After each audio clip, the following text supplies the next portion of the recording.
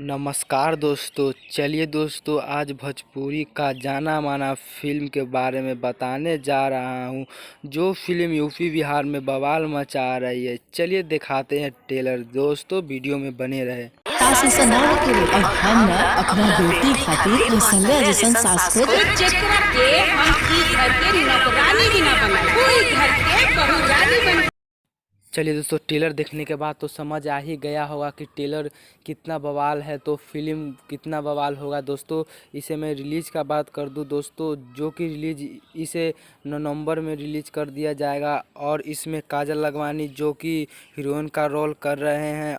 और मेरे चैनल पर नए हैं तो मेरे चैनल को सब्सक्राइब कर दीजिएगा और साथ में बेल आइकन दबाना ना भूलिएगा।